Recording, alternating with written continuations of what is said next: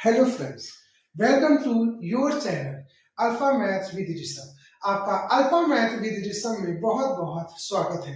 So students, हमने last time पर part 2 complete किया था पॉलिनोमियल का। अब हम क्लास 10 का मोस्ट इंपॉर्टेंट चैप्टर 3 जिसका नाम है pair of linear equation in two variable start करने जा रहे हैं। तो स्टूडेंट्स, इसमें हम जैसे हमने पॉलिनोमियल के मेन क्रक्स के बारे में पढ़ा था, यानी मेन सारे टॉपिक पढ़ लिया था और उससे रिलेटेड प्रीवियस ईयर के में भी सारे ऑल अबाउट क्वेश्चंस हमने खत्म कर लिए थे। अब हम उसी तरह बिल्कुल उसी वे में pair of linear equation two variable की भी सारे मेन कंसेप्ट को पढ़ेंगे और जितने भी इसमें प्रीवियस ईयर में आए हुए पीवाईक्यूज है उनको सॉल्व करेंगे। सो स्टूडेंट्स, बिना टाइम वेस्ट करते हुए आइए अपने टॉपिक को स्टार्ट करते हैं। सो स्टूडेंट, सबसे पहले हम ये समझते हैं आखिर लीनियर इक्वेशन होता क्या है। लीनियर इक्वेशन क्या होता है? A linear equation in two variables is an equation of the form ax plus by plus c equal to 0। Student ध्यान दीजिए, मैंने पॉलिनोमियल आपको पढ़ाया था, है ना? मैंने पॉलिनोमियल आपको पढ़ाया था और उस टाइम पर आपको डिफरेंस भी बताया था। What is the main difference between polynomial and equation. मैंने बताया था आपको इक्वेशन हमेशा 0 के इक्वल होती है और पॉलिनोमियल कभी भी 0 के इक्वल नहीं होता, यानी वो केवल एक पॉलिनोमियल की फॉर्म में रहता है और इक्वेशन भी पॉलिनोमियल होता है, बस वो इक्वल टू 0 हो जाता है। तो स्टूडेंट, हम पढ़ क्या रहे? Linear equation. याद करिए, मैंने लीनियर पॉलिनोमियल इससे पहले वाली क्लास में आपको बताया था, तो उसमें बताया था जो लीनियर पॉलिनोमियल होता है वो होता है ax plus by plus c, और अगर उसको हम इक्वेशन कह रहे हैं तो वो किसके इक्वल हो जाएगी? 0 के। तो इसीलिए वो कह रहा है ax plus by plus c equal to 0। अगर हम इसमें 0 ना लगाते तो ax plus by plus c क्या होता है स्टूडेंट? Linear polynomial. बट यहाँ पे हम 0 लगा चुके हैं, इसलिए ये क्या है? Linear equation. ठीक है, चलिए अब यहाँ पे देखिए a b c ये क्या है? कोफिशिएंट है भाई। a क्या है? x का कोफिशिएंट है, b क्या है? y का कोफिशिएंट है और c क्या है स्टूडेंट? कांस्टेंट टर्म है। कुछ कंडीशंस होती हैं लीनियर इक्वेशन की अपनी। a b c real number होने चाहिए, फर्स्ट कंडीशन इज दैट। दूसरी बात, a और b यानी coefficient of x and y कभी भी 0 नहीं होने चाहिए। आप ही देखिए, अगर ये 0 हो गया तो ये पूरा 0 हो गया, ये 0 हो गया तो ये पूरा 0 हो गया, बचा क्या? Constant term. और अगर वो कांस्टेंट टर्म है तो लीनियर इक्वेशन नहीं मानी जाएगी। इसीलिए इसमें कंडीशन होती है a doesn't equal to 0 and b doesn't equal to 0। Third क्या बात आती है जिसमें x और y क्या होते हैं? वेरिएबल होते हैं। अभी आप x की जगह 1 पुट करो तो अलग आंसर आएगा, y की जगह अलग पुट करो तो अलग आंसर आएगा, यानी कि x और y वेरिएबल है जिनकी वैल्यू टाइम टाइम पर आप चेंज कर सकते हैं। होप है आपको स्टूडेंट इतनी बात समझ में आई होगी कि लीनियर इक्वेशन क्या होती है। वो इस फॉर्म की होती है ax plus by plus c equal to 0, जहां पर a b c real number होने चाहिए। उसके बाद में a और b कभी भी 0 नहीं होने चाहिए। तीसरी बात, x और y यहाँ पे क्या है स्टूडेंट? वेरिएबल है। अब हम आते हैं मेन इंपॉर्टेंट टॉपिक पर, जिसमें नोट ये कह रहा है क्या? Is linear equation represents a straight line on a graph. यानी किसी भी ग्राफ में जब आप लीनियर इक्वेशन को शो करोगे तो वो हमेशा किस फॉर्म में आएगी? स्ट्रेट लाइन के फॉर्म में आती है स्टूडेंट। किस फॉर्म में आती है? स्ट्रेट लाइन के फॉर्म में आती है। बहुत इंपॉर्टेंट चीज है, यानी ग्राफ कभी भी आपको लीनियर इक्वेशन का निकालना पड़ेगा तो वो हमेशा क्या होती है स्टूडेंट? स्ट्रेट लाइन होती है। क्या single linear equation has infinitely many solution. Hope है आपको इतनी बात समझ में आई होगी। तो लीनियर इक्वेशन के सॉल्यूशन होते क्या है? ये वो सॉल्यूशन होते हैं, वो पॉइंट्स होते हैं जिनको अगर आप इस इक्वेशन में रखो, अगर आप इस इक्वेशन में रखो तो वो इक्वेशन क्या होगी स्टूडेंट? सेटिस्फाई होगी। क्या होगी? सेटिस्फाई। जैसे एग्जांपल देखिए, चेक करें, check whether 2,3 is a solution of 2x plus y equal to 7। यानी कि हमको कुछ पॉइंट गिवन है 2,3 और वो अगर इस इक्वेशन का सॉल्यूशन है तो स्टूडेंट ये पॉइंट इस इक्वेशन को क्या करेंगे? सेटिस्फाई करेंगे। क्या करेंगे? सेटिस्फाई। सेटिस्फाई करने का मतलब जो राइट हैंड साइड में वैल्यू है वही लेफ्ट हैंड साइड में आनी चाहिए। यानी satisfy, the only means of satisfy is that the value in left hand side is equal to the right hand side. Okay students, so here हम क्या करेंगे? x की वैल्यू 2 पुट कर देते हैं और y की वैल्यू 3 पुट कर देते हैं। तो यहाँ पे आप देखोगे जब 2 पुट करेंगे और 3 पुट करेंगे तो 2 2 4 प्लस 3 7, तो देखिए एलएचएस में कितना आया 7 और राइट हैंड साइड में भी हमको कितना दे रहा है 7। सो आप यहाँ देख सकते हो कि जो एलएचएस में वैल्यू आ रही वही आरएचएस में आ रही है, इसलिए ये पॉइंट इस इक्वेशन को क्या करेंगे स्टूडेंट, सेटिस्फाई करेंगे। होप आपको इतनी बात समझ में आई होगी। यानी अभी तक अगर मोटी मोटी हम बात करें तो हमने ये सीखा कि कोई भी लीनियर इक्वेशन इस फॉर्म में होती है, ax plus by plus c equal to 0। उसके बाद में यहाँ पर a b c क्या होते हैं, रियल नंबर होते हैं, x और y क्या होते हैं स्टूडेंट, वेरिएबल होते हैं। उसके बाद में a और b कभी भी जीरो नहीं होने चाहिए, क्यों, क्योंकि अगर a और b जीरो हो जाते हैं तो पूरी लीनियर इक्वेशन जीरो हो जाए, कोई मतलब नहीं उसका।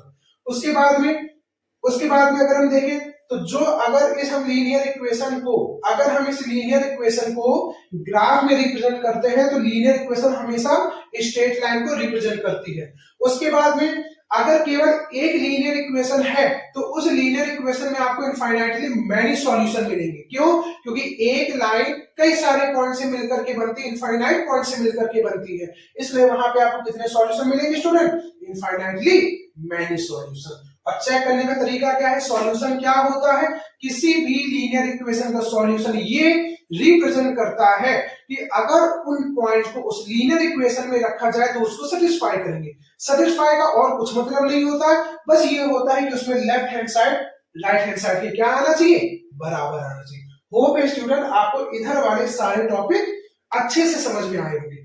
अब आते हैं pair of linear equation in two variable, जो हमारा टॉपिक, ध्यान दीजिए, when two linear equations in the same variable are considered, यानी कि अगर हम दो लीनियर इक्वेशन को सेम वेरिएबल के साथ में कंसीडर करें, ठीक है, तो they form a pair of linear equation. यानी अगर आप दो लीनियर इक्वेशन एक साथ कंसीडर करो तो भाई दो लीनियर इक्वेशन होंगे तो दोनों के फॉर्म अलग अलग तो होंगे, ax plus by plus c equal to 0 के ही फॉर्म में होंगे, और अगर आप दो ले रहे हो तो उसी को आप क्या कहोगे, पेयर ऑफ लीनियर इक्वेशन।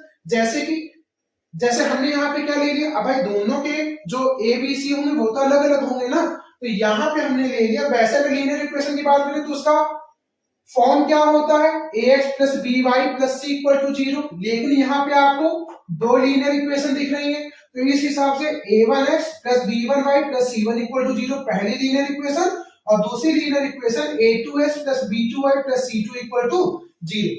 वो भी स्टूडेंट आपको समझ में आ रहा हो, यानी क्या मतलब है पेयर ऑफ लीनियर इक्वेशन। अभी तक आपको केवल एक लीनियर इक्वेशन मिल रही थी ax plus by plus c equal to 0।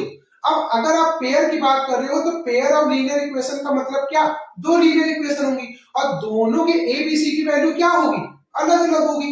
यानी a1x पहली लीनियर इक्वेशन लेट कर लेंगे, a1x plus b1y plus c1 equal to 0, और दूसरी linear equation a2x plus b2y plus c2 equal to 0। ठीक है स्टूडेंट्स, अब आइए the common solution of both equation is required. अब देखिए अगर एक केवल इक्वेशन होती है, अगर केवल एक इक्वेशन होती है तो उसमें आप पॉइंट को सेटिस्फाई करके उसमें बता सकते, बताइए पॉइंट सेटिस्फाई करते हैं कि नहीं, और जो पॉइंट सेटिस्फाई कर देंगे वही उस इक्वेशन की क्या हो जाएगी, सॉल्यूशन।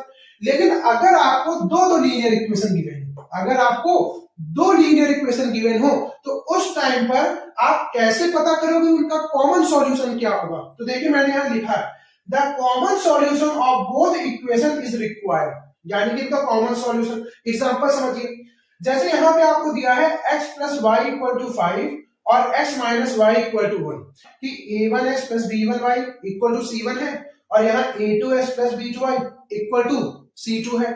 अब जरा ध्यान दीजिएगा, यहाँ पे अभी मैं आपको इसके दो मेथड समझाऊंगा, जिसमें एक सब्स्टिट्यूशन मेथड होता है, एक एलिमिनेशन मेथड होता है। लेकिन अभी आप थोड़ी देर केवल यहाँ ये समझिए हम कौन से वो दो नंबर ले लें जिनको ऐड करने पर 5 आता है और जिनको माइनस करने पर 1 आता है। तो सब जानते हैं 3 और 2, यानी 3 और 2 को प्लस करने पर 5 आता है और 3 और 2 को माइनस करने पर 1 आता है।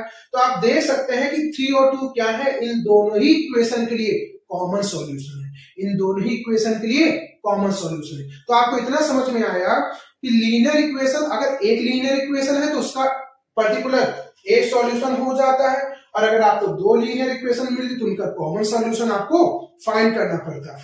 अब अगर यही दोनों लीनियर इक्वेशन आपको मैं ग्राफिकल मेथड से सॉल्व करने को कहूं तो कैसे सॉल्व करते हैं, आइए समझते हैं। तो देखिए स्टूडेंट, ग्राफिकल मेथड में ये तो अलजेब्रिक मेथड हो गया जिसमें आप सब्स्टिट्यूशन एलिमिनेशन मेथड लगा के अप्लाई करके आप उनमें वैल्यू फाइंड करते हो। लेकिन अगर मैं बात करता हूं ग्राफिकल मेथड की, किसकी?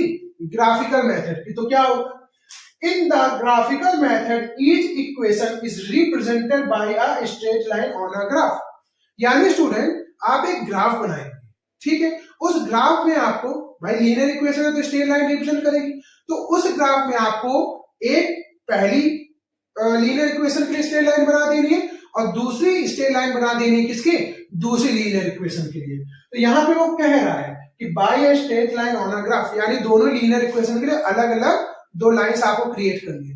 उसके बाद में the point of intersection gives the solution, और जहां पे वो दोनों लाइन इंटरसेक्ट करेंगी वही पॉइंट उन दोनों लाइंस के लिए क्या होगा स्टूडेंट? कॉमन सॉल्यूशन होगा। क्या होगा?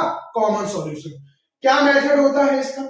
सबसे पहले आपको इक्वेशन को कन्वर्ट करना पड़ता है टेबल ऑफ वैल्यूज में। इसके आगे हम इसका एग्जांपल भी समझेंगे। अभी स्टेप समझ लेते हैं कि जो भी आपको इक्वेशन दी है उसमें आपको पर्टिकुलर ए बी सी की वैल्यू जरूर दी गई होंगी, तो उनको आपको टेबल में कन्वर्ट कर लेना है। उसके बाद में उसमें जो पॉइंट्स हैं उनमें जो पॉइंट्स आएंगे, मान लीजिए अलग अलग पॉइंट्स आ रहे हैं, कहीं पर 2,3 आ रहा है, ठीक है, कहीं पर 1,2 आ रहा है, उनको आपको प्लॉट करना है उस ग्राफ पर। उस ग्राफ में क्या करना है स्टूडेंट? प्लॉट करना है।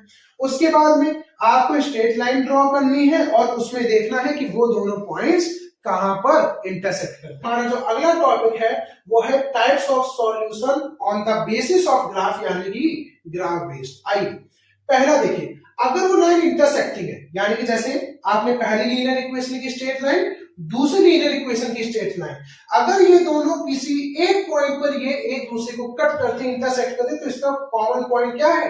केवल एक होगा। देखिए अगर वो लाइंस इंटरसेक्टिंग है, एक दूसरे को इंटरसेक्ट कर रही हैं, तो आपको केवल और केवल एक सॉल्यूशन मिलेगा, यानी कि यूनिक सॉल्यूशन। इसका मतलब वहां पे केवल आपको कितने सॉल्यूशन मिलेंगे? Only one common solution. उसके बाद में अगला कौन सा टॉपिक है? Parallel lines. अगर किसी ग्राफ में दोनों लीनियर इक्वेशंस की स्ट्रेट लाइन पैरेलल हो जाए तो उस कंडीशन में क्या होगा? आपको कोई भी सॉल्यूशन नहीं मिलेगा। क्यों? क्योंकि भाई ये दोनों कभी टच तो होंगे नहीं, तो इसका मतलब वहां पे कोई भी कॉमन सॉल्यूशन आपको नहीं मिलेगा। ऐसे ही देखिए थर्ड वाला क्या है? अगर एक लाइन के ऊपर दूसरी लाइन की लीनियर इक्वेशन लाई करती है तो उस लाइन को हम क्या कहते हैं स्टूडेंट? कोइंसिडेंट। और वो हर एक पॉइंट पर आपको कॉमन सॉल्यूशन दे रही है, यहां पर भी, हर जगह पर, एट एवरी पॉइंट वो आपको क्या दे रही है स्टूडेंट? Common solution. इसका मतलब कोइंसिडेंट लाइंस में आपको सॉल्यूशन कितने मिलेंगे? इनफाइनाइट। और हम क्या कहेंगे? Many common solution. यानी कि अगर थोड़ा देर पहले आप जाएं तो मैंने आपको उस टॉपिक में पढ़ाया था क्या कि अगर केवल एक लीनियर इक्वेशन होती है तो उसमें आपको स्टूडेंट इनफाइनाइटली मैनी सॉल्यूशंस मिलते हैं। होप है आपको ये क्लास अच्छी लगी होगी। अगर क्लास आपको समझ में आई है तो अपने फ्रेंड के साथ में जरूर शेयर करें। इस क्लास को लाइक करें, सब्सक्राइब करें, शेयर करें। So thank you students.